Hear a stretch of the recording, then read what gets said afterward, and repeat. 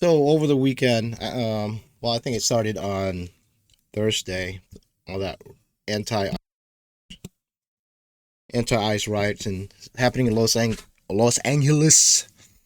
A lot of people came down and protested. Some are peaceful. There's a handful of peaceful now, but CNN and all the left wing media is just kind of portraying this as the whole 100% of this are all peaceful and no need to send the National Guard and blaming Trump for everything. So, I mean, I don't know if the media thinks that no one's reporting it or no one posting stuff on X. It's all over. People are burning cars. People are throwing Molotov cocktails at the ICE agents and all that. So people are not blind. I don't know why. Look at 'em. I don't know whose poor person's car is this. I don't know who that belongs to, but uh, it's unfortunate. And this is all concentrated in one area. This is not like all throughout LA, you know. So in all of this thugs, low life thugs, carrying the Mexican flags, Mexico and a lot of Mexican Americans, even Mexicans, have nothing to do with this. This is like low lives. Like they have nothing else thing to do. They don't know what the heck is going on. Why ICE are arresting these criminals, and a lot of them are and I have a rap sheet of committing crimes as far as like child molestations to rapes to just to name a few. I mean, you can look that up, you know.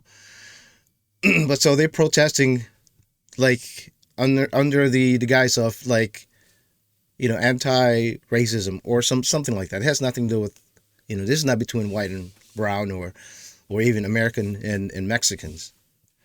This is between like the lawlessness, and the people that adhere to the law, like myself, like other people, a lot of people, you know. So and this is what's going on in LA, and there's so you can see that guy in a bike. I think this is the one that this one right here. I believe this guy is from Venezuela. He's not even Mexican. He's the one. He got that picture. The media had put it out there. He's holding a Mexican flag, but they I think DHS and all of them caught up to him, and I think they found that his phone was actually he had wired some money to Venezuela or to family or friends or whatever, and he lives in the really rich neighborhood. So what is he doing there? You know.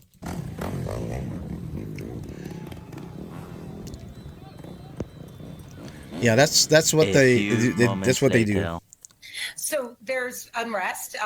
Let's start with there's protest, lawful protest, which is allowed in this country. Yeah, that's a protest. You stand around like that. Whatever. Hold your flag, hold your signs and everything. That's a There is peaceful some protest. unrest, generally dealt with by local law enforcement, and if there needs to be state.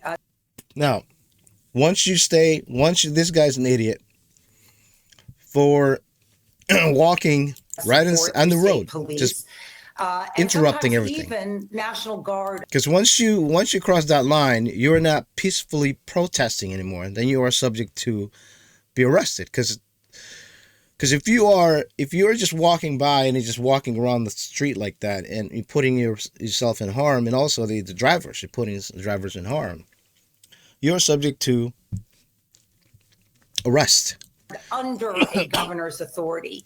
What is happening tonight is is unprecedented in a variety of ways. Generally, when the National Guard is federalized to be deployed into a state, so understanding that it's called Title 10 federalization. Yeah. And it means that the National Guard goes from reporting to the governor to reporting to the president of the United States. Generally, historically, when that's done, there's only two instances. One is when a state is overwhelmed. And so think Hurricane Katrina. Yeah. I just looked up the numbers. In Hurricane Katrina, about 7,000 National Guard were federalized. So under just the comparison to 2,000 for a couple of hundred protesters, you can just get a sense of the sort of reaction that the Trump White House is having. So there's unrest. Let's start with there's protest, lawful protest, which is allowed in this country. There is some unrest, generally dealt with by local law enforcement, and there needs to be state support through state police. Low lives. Christine, Laura, what you're seeing behind me is one of multiple locations that have been burning in Kenosha, Wisconsin over the course of the night. Yeah, remember that? This is in Kenosha, Wisconsin, not too far from me. Remember that when it just start? Also, the media is also portraying it as a peaceful protest. Mostly, they went from like, oh, it's a peaceful protest. Oh, it's mostly peaceful protest. And they got out of hand and go, well, you know, it's Kyle Rittenhouse's fault. Yeah, imagine that. Oh my goodness. So, you know, don't believe the media. I don't know. There's still people out there believing the media. You know, I can't really stop that. You know, that they're on their own. You know, I tell them, like, you know, this is what's going on. You know, just like my channel is, you know, I'd like to provide some insights, and I like to like bring it out there. What's going on in LA is just, you know, there's an unrest going on because people are misinformed. You know, I mean, how would you like to be the one that is, you know, trying to protect those criminals from being removed from your community? And those people are in the community. They're not from LA. They're not from LA. Those people are ruining and vandalizing those, you know, downtown LA. They're not from LA. They're either drove there, flown in there, or whatever. Just like how Kenosha was, you know. When they had that riot in there, they were not from Kenosha. A lot of people came, but they were not from Kenosha. They don't care about that community. The community, Kenosha, people in Kenosha care about their community. People in LA, they care about their community. You know, as a matter of fact, there was reports that actually the stores, local stores, like owned by, you know, legal immigrants that were helping ICE agents who are getting attacked. You know, they're helping them, you know, pouring water in their eyes because they got some tear gas or something like that. Those are the LA. Those are the, you know, the people that live in the community, not those people that ride around the bikes and causing disruptions and all of that. So, I'm glad that Trump is putting the clamp on that right away, you know, and of course, Newscom and the Mayor Bass is, you know, downplaying it and blaming President Trump. You know, what else new?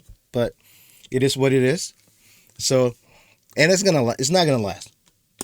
And those people that committed crime, they'll pay. They'll pay for that. And if they're illegals, they're gonna get deported. Or if they're non-citizen, even though they're illegals, they will get deported. Believe that.